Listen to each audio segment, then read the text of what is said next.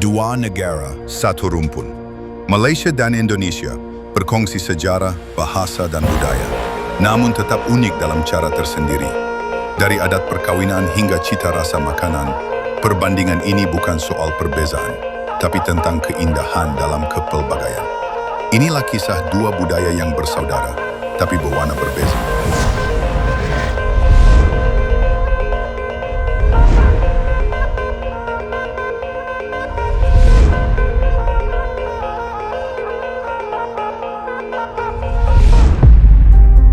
Assalamualaikum, saya Muhammad Imam bin Abdul Rahim daripada UUM Campus Kuala Lumpur.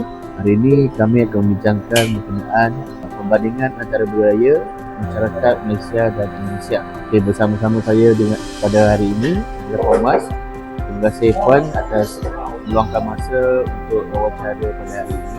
Sebelum tu boleh Puan perkenalkan diri Puan dulu? Hai, Assalamualaikum. Nama saya Mas Nur Rohani binti Sudirman. Umur saya 33 tahun. Saya berasal dari Indonesia, Padang.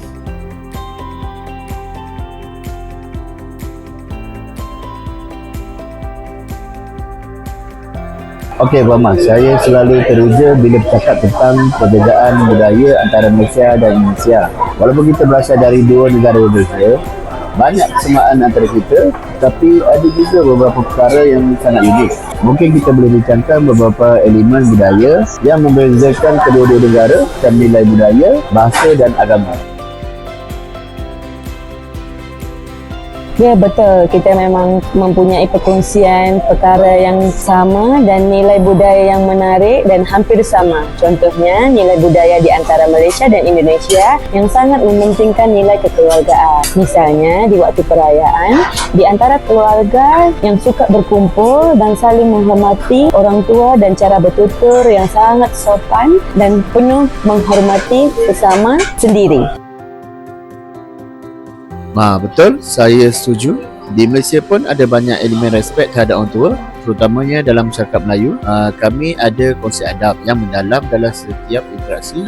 Contohnya, kita akan lebih berhati-hati dalam bercakap dengan orang yang lebih tua, walaupun dengan teman keluarga. Ini juga nampak dalam majlis-majlis seperti perkahwinan, di mana adat dan protokol sangat dijaga. So, Puan Mas, kalau di Indonesia ada beberapa adat untuk daerah yang sangat berbeza, kan? Ya, betul. Budaya Padang memang sangat berbeza dengan upacara persembahan tradisional yang sangat kaya dalam konteks bahasa. Saya rasa ada persamaan juga walaupun kita ngomong di dalam bahasa yang sama. Ada banyak perbezaan dalam pertuturan. Di Indonesia kita lebih suka menggunakan bahasa lebih baku, kadang-kadang lebih formal, terutamanya dalam perbualan rasmi. Nah, di Malaysia juga saya rasa mereka lebih santai dalam bahasa seharian, dalam campuran bahasa Melayu dan bahasa Inggeris yang dikenali sebagai Menglish. Jadi apa pendapat kamu?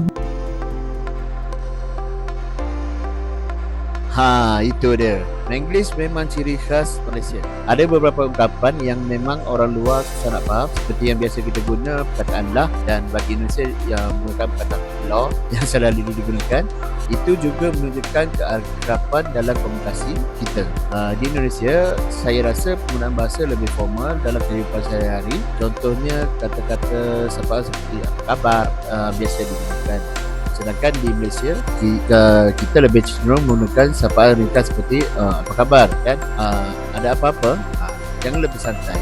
Tapi satu perkara yang saya perasan di Indonesia, ungkapan seperti saya ingin lebih sering digunakan berbanding dengan saya nak yang biasa di Malaysia. Begitu juga dengan norma komunikasi di Malaysia, kita sering menggunakan lawak dalam perbualan sehari-hari, sementara di Indonesia mereka lebih berbudi bahasa dan berhati-hati dalam berbicara, terutamanya dengan orang yang baru diorang.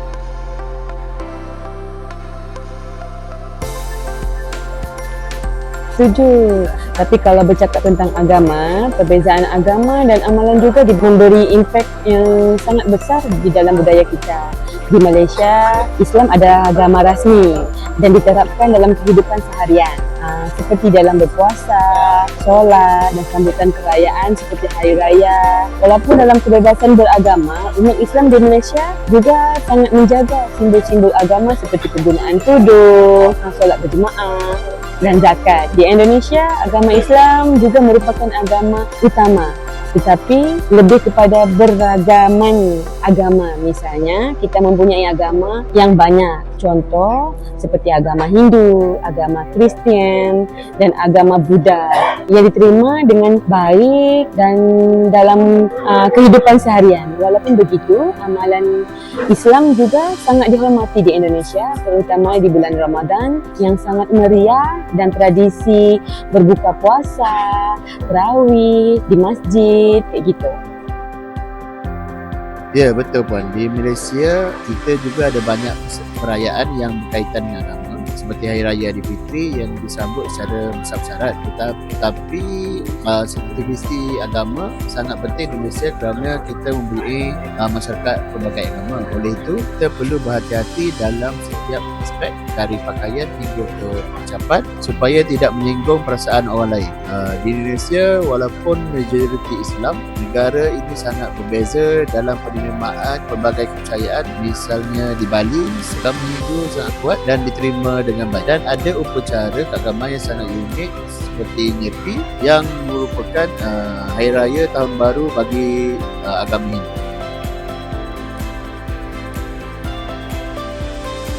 Ya, sensitif agama memang penting dalam kedua-kedua negara kita. Namun kita lebih mempunyai kesamaan yang membuat kita lebih dekat, walaupun ada perbezaan dalam adat, bahasa dan lain-lain. Tapi kita saling menghormati dan menerima perbezaan di antara keunikan kita. Dan itulah yang membuat hubungan di antara Indonesia dan Malaysia sangat istimewa dan saling menghormati sesama kita.